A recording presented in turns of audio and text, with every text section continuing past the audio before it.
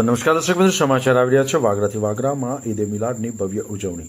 જુમ્મા મસ્જિદથી ભવ્ય જુલુસ પ્રસ્થાન કરવામાં આવ્યું હતું.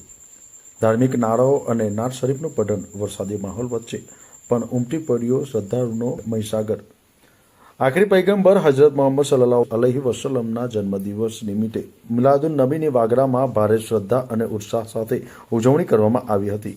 આ વર્ષે વહેલી સવારથી જ વરસાદી માહોલ હોવાથી જુમ્મા મસ્જિદ ખાતેથી નીકળતા જુલુસનો સમય બદલીને જુમ્માની નમાઝ બાદ રાખવામાં આવ્યો હતો. જોકે વરસાદના કારણે કેટલાક વિસ્તારોમાં સવારમાં પણ નાના જુલુસો જોવા મળ્યા હતા. બપોર બાદ જુમ્મા મસ્જિદથી એક ભવ્ય જુલુસ પ્રસ્થાન થયું હતું. આ જુલુસ પટેલ ખડકી, ચિમન ચોક, મેન બજાર, ડેપો સર્કલ થઈને પરત જુમ્મા મસ્જિદ ખાતે પહોંચ્યું હતું. આ જુલુસમાં બાળકોથી લઈને વડીલો સુધી મોટી સંખ્યામાં મુસ્લિમ સમાજના લોકો જોડાયા હતા. સોઈએ ધાર્મિક લિબાસ પહેરી હાથમાં ધાર્મિક ઝંડાઓ પકડ્યા હતા. જુલુસ દરમિયાન શ્રદ્ધાળુઓએ ધાર્મિક નારાઓ લગાવ્યા હતા અને નાત શરીફનું પઠન કર્યું હતું, જેનાથી સમગ્ર વાતાવરણ ભક્તિમય બની ગયું હતું. વરસાદી વિઘ્ન છતાં લોકોનો ઉત્સાહ જરાય ઓછો ન થયો હતો. ભરૂચ જિલ્લામાં પણ ઈદે મિલાદની શાનદાર ઉજવણી થઈ હતી.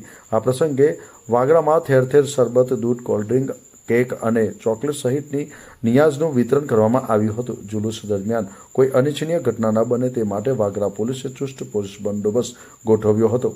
આ ઉપરાંત વાગરાની જુમ્મા મસ્જિદ અને અલ મદીના મસ્જિદ સહિત વિવિધ સ્થળોએ પાક મુએ મુબારકની જિયારત કરવામાં આવી હતી. આમ વરસાદી માહોલ હોવા છતાં વાગરામાં ઈદે મિલાદના પર્વની ઉજવણીએ ભાઈચારા અને કોમી એકલાસનો અનોખો સંદેશો પાઠવ્યો હતો. વાગરાના વાટા હોલ ખાતે મુસ્લિમ સમાજ દ્વારા દાવતે આમ નિયાઝનું આયોજન કરવામાં આવ્યું હતું. આ ધાર્મિક કાર્યક્રમમાં મોટી સંખ્યામાં મુસ્લિમ ભાઈઓ બહેનો ઉમટી પડ્યા હતા. આયોજકો દ્વારા સૌને સ્વાદિષ્ટ ભોજન પીરસવામાં આવ્યું હતું, જેનો ઉપસ્થિત રહેલા તમામ લોકોએ ઉત્સાહપૂર્વક લાભ લીધો હતો. આ પ્રસંગે ભાઈચારા અને કોમી એકલાસના સુંદર માહોલ જોવા મળ્યો હતો, જ્યાં સૌએ એક સાથે બેસીને ભોજન ગ્રહણ કર્યું હતું અને ધાર્મિક લાગણીઓને વ્યક્ત કરી હતી. આ આયોજન સમાજમાં એકતા અને શ્રદ્ધાવંતાને વધુ મજબૂત બનાવવાનો પુરાવો પૂરો પાડ્યો હતો.